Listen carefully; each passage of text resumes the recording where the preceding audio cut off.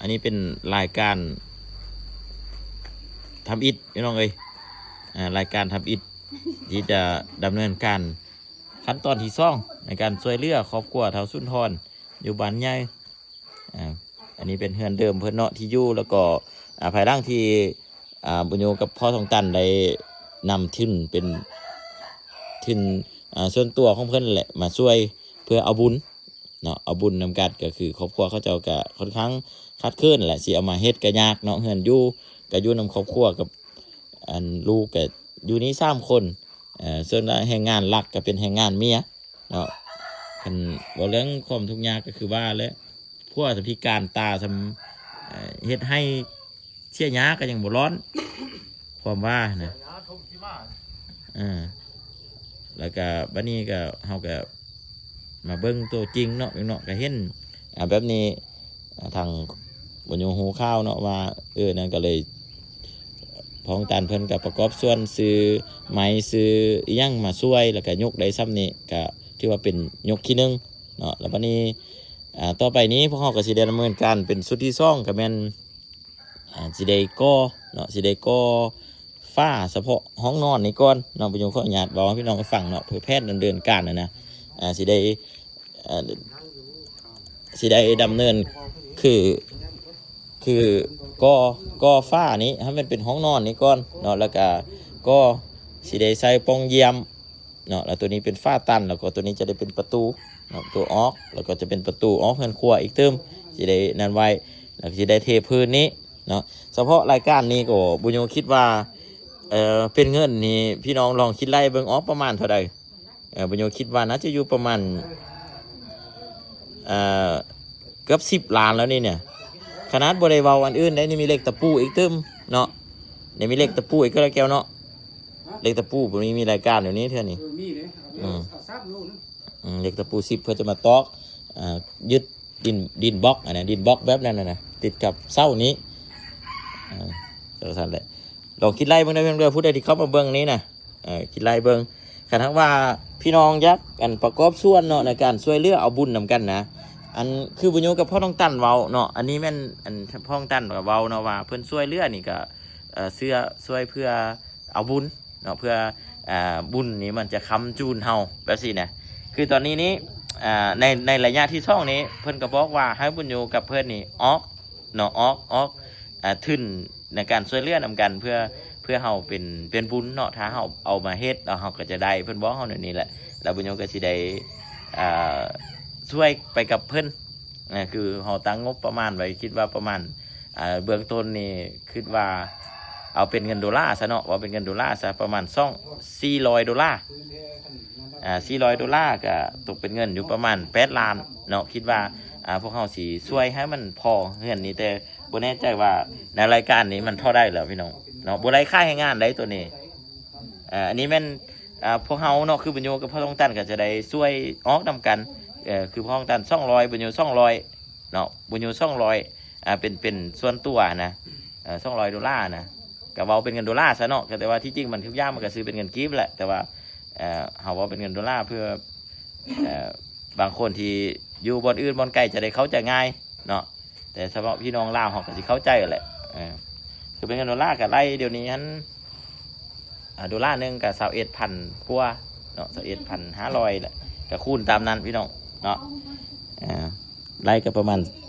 8 ล้านปลายเนาะว่าเป็นเงินกีบนะ$400บุญโย200พ่องตัน200แต่ถ้าอะไรเด้อพี่น้องเด้อบุญโยบอกให้พี่น้องเข้าใจเนาะยังผู้ใดที่อยากประกอบส่วนยักษ์ช่วยอันนี้เป็นเหล็กตะปู10เพื่อจะมาตอกประมาณ3 กิโลซะ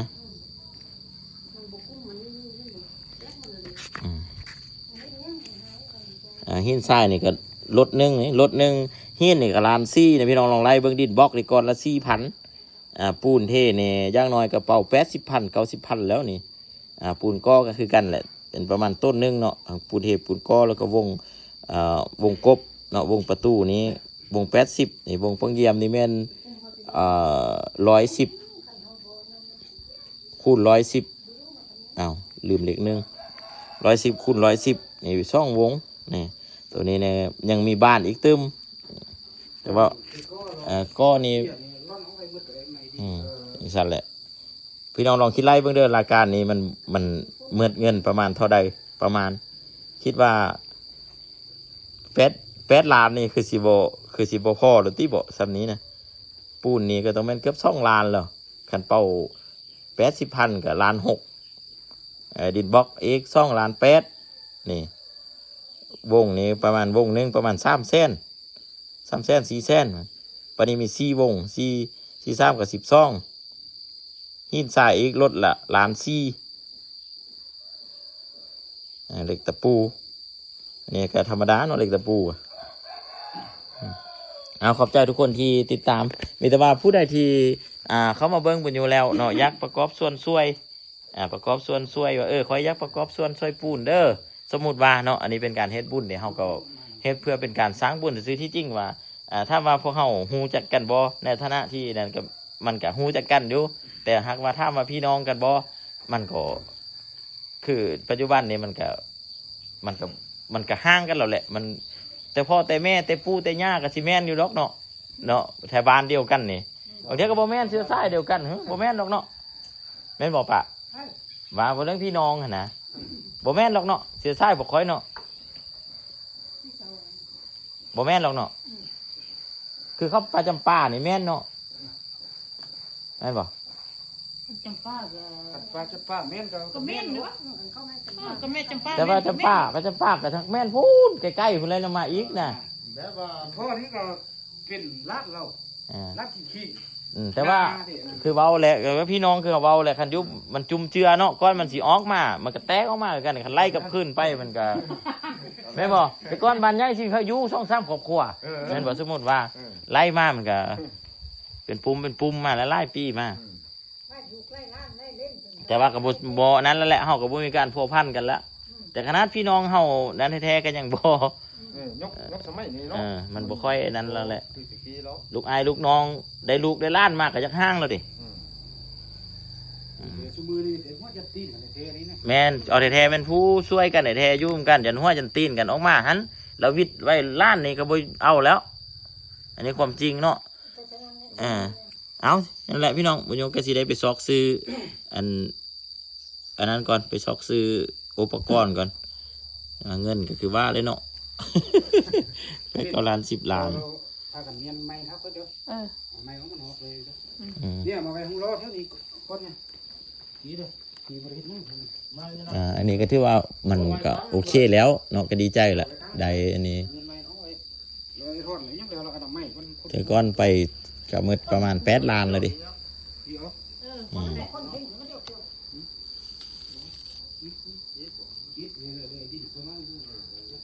นี่เอาไว้ค้างพี่ก็ได้พี่ทางนั้นบ่ได้แล้วเขาเที่ยวมันบ่เฮาตอกลักไว้นี่พูนเทมาไปนี่เอาพูนเอาเมียนเอาสิเอาไปซื้อเครื่องก่อนเอาพี่น้องติดตามเบิ่งไปนำกันเด้อขอบใจทุกคนเนาะขอให้บุญไปนำกันผู้ใดที่อยากช่วยก็คือบุญโยเว้าแหละติดต่อมาถ้าบุญโยก็พร้อมที่จะเอามาประกอบส่วนนำกันเอาบุญนำกันเนาะ